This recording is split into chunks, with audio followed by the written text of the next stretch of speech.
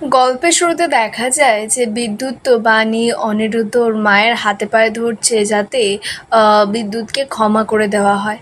বিদ্যুৎ ওর মাকে বোঝাচ্ছে, মা তুমি আমাকে একটা সুযোগ দাও, আমি আবারও সে আগের মতো হয়ে যাব, আমি বদলে যাব। তো এবার বিদ্যুতের মা কথাটা বিশ্বাস করে, বাণীকে বলছে, এই বাণী তোর কি মনে হয় ও বদলে যাবে না বল?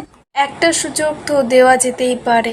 বাণী তো বিদ্যুৎকে খুব ভালো করে চেনে, তাই বলছে, আর যাই হয়ে যাক না কেন মামুনি, বিদ্যুৎ কখনো বদলাবে না, তুমি ওর কান্না দেখে গলে যেও না।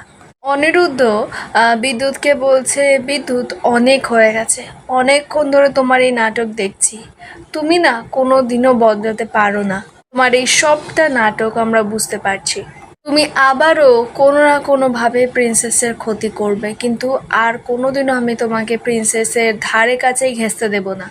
অনিরুদ্ধ তারপর অফিসারকে জানিয়ে দেয় যে আপনার রিকোয়েস্টে আমরা এখানে এসেছি আজকে, কিন্তু আর ভবিষ্যতে কোনোদিনও আমাদের এখানে ডাকবেন না, আমরা আসবো না।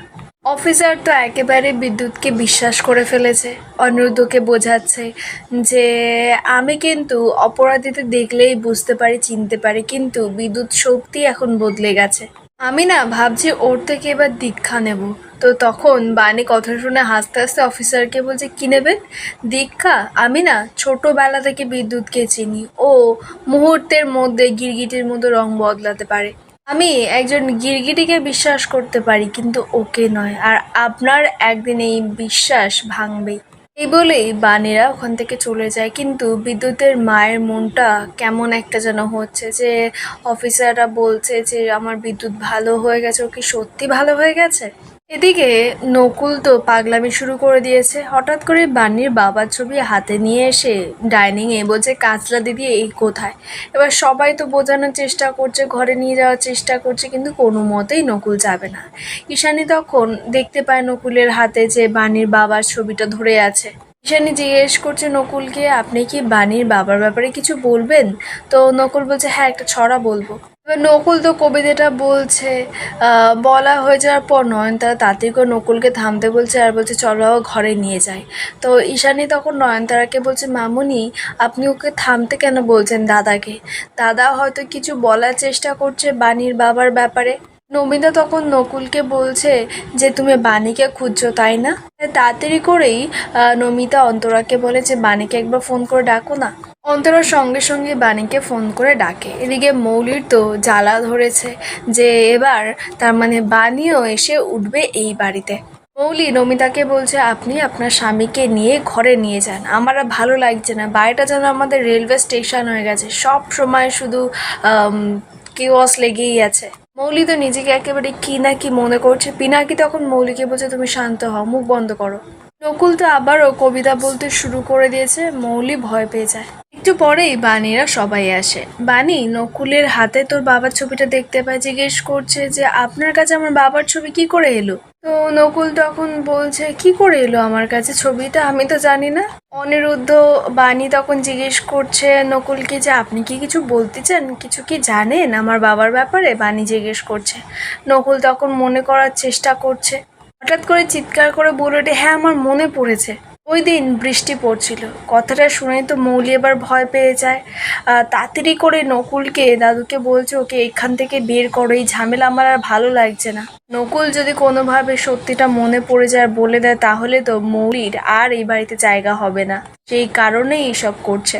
নয়নতারা তো নকুলের ওই অবস্থায় খুব কষ্ট লাগে, নকুলকে বোঝাচ্ছে, তোকে বললাম তো বারবার করে ঘরে যেতে, কেন যাচ্ছিস না বলতো, শরীরটা তো আরো বেশি খারাপ করবে। নয়নতারা কাঁদতে কাঁদতে দাদুকে বলছে, আমার ছেলেটা তো অসুস্থ, ও অসুস্থ অবস্থায় যা না তাই বলছে, কিন্তু তুমি ওকে এই অবস্থায় বকা দেবে বলো তো? তোমার কি এক ফোঁটাও দয়া মায়া হয় না আমার ছেলেটার জন্য? নকুল হঠাৎ করেই মৌলির সামনে গিয়ে সবাইকে বলছে, আমার মেয়ে। মৌলি তো ভয় পেয়ে গেছে, পুরো ব্ল্যাক আউট হয়ে গেছে মৌলির সবকিছু দিয়ে। নয়নতারা মনে মনে ভাবছে, ও কি বললো? নকুল মৌলিকে নিজের মেয়ে বললো? সত্যি সত্যি তো মৌলি ওর মেয়ে। পিনাকি তখন বলছে, না দাদা, ওটা আমার মেয়ে, মৌলি হয়, তুমি কিছু ভুল বলছো। দিয়ে মৌলি তো নকুলের সঙ্গে ঝগড়া লাগিয়ে দিয়েছে, বলছে না আমি তোমার মেয়ে নই, আমি পিনাকি রয় আর ঈশানী রয়ের মেয়ে। নকুলও তো চিৎকার করে বলছে, না তুমি আমার মেয়ে, এইসব করছে। মৌলি ছুটে ওর বাবা মায়ের কাছে যায়, বলছে ওরা কি বলছে, আমি তোমাদের মেয়ে। ঈশানী পিনাকি চিৎকার করে মৌলিকে চুপ করার বলছে, ওটা কে হয়, তোমার জেঠু হয়। মানুষটা অসুস্থ, আর একজন অসুস্থ মানুষের সঙ্গে কেউ এইভাবে ব্যবহার করে? উনি অসুস্থ, আমরা তো আর অসুস্থ নাই, তাই একজন অসুস্থ মানুষকে সুস্থ করতে গেলে আমাদের সবাইকে ধৈর্য ধরতে হবে মৌলি। দাদু বলছে, আমি আর সহ্য করতে পারছি না, ও যদি এখানে থাকে আমরা পাগল হয়ে যাব সকলে, তাই ওকে এক্ষুনি ঘরে নিয়ে যাও। তো এবার তখন বানি বলছে, আমি নিয়ে যাচ্ছি। বানি আর অন্তরা যায়। তো বানি গিয়ে নকুলকে বলছে যে ঘরে চলো, তোমার সব কথা আমি পরে শুনবো। বানি তো মনে সন্দেহ ঢুকেছে যে নকুল ওর বাবার ব্যাপারে কি বলতে চায়, সেটা ওকে জানতেই হবে। এরপর সন্ধেবেলা বানির তো এবার মাথার মধ্যে সে একটা কথাই ঘুরছে যে নকুল কি বলছিল। বানি ওর বাবার সঙ্গে কথা বলছে যে মামুনি কি কিছু জানে নকুল কাকুর ব্যাপারে, নকুল কাকু কি মামুনিকে চেনে বাবা। এরপর বানি মামুনিকে ডেকেছে, ডেকে এবার জিজ্ঞেস করছে যে নকুল কি চেনে কিনা।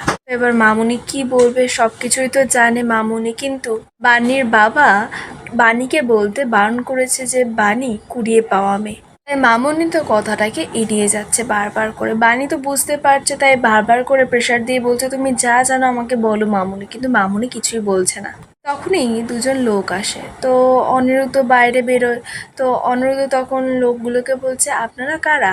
তখন বানি বলছে, আমি ওনাদের আসতে বলেছি, ওনারা সোনার দোকান দিয়ে এসেছে। তো ওরা গিফটটা দিয়ে চলে যায়। তো এবার মামুনি বানিকে জিজ্ঞেস করছে, কী রে বানি, হঠাৎ করে তুই সোনার গয়না বানালি যে, কার জন্য? তখন সাথী বলছে, বুঝতে পারছো না, মেয়ের জন্য এখন থেকেই বানি গয়না বানাতে শুরু করে দিয়েছে। কিন্তু বানি, তোর মেয়ে তখন অনেক ছোট, এখনো মাটির সঙ্গে কথা বলে। তাহলে বানি তখন সাথীর সামনে গিয়ে বলছে যে মাসিমণি, এটা তোমার জন্য। এই বলেই তো গয়নাটা বের করেই সাথীর হাতে পরিয়ে দাও। সাথীর জন্য দুটো বাউটি কিনেছে সোনার। তো সাথী তো খুবই ইমোশনাল হয়ে পড়ে যে বানি ওর জন্য সোনার গয়না গড়িয়েছে। সাথী তো ইমোশনালও হয়ে পড়ার বলছে, বানি তোমাকে আমি কি বলবো, সত্যি আমি জানি না। এই যে তোমার সবার জন্য ভাবনা যত্ন, আমি না সত্যি মাঝে মধ্যে অবাক হয়ে যাই যে ভগবান একটা মানুষকে কত বড় মন দিয়ে পৃথিবীতে পাঠিয়েছে।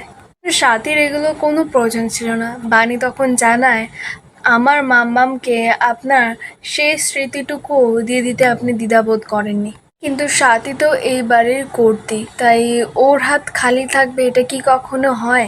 এরপর তো বানিরা মা অন্নপূর্ণার পুজো দিতে যায় মন্দিরে, আর ওরা তো জমির কিনে আর ভিত পুজোও করে নেয়। এই রেস্টুরেন্ট ওরা খুলবে বলেছিল।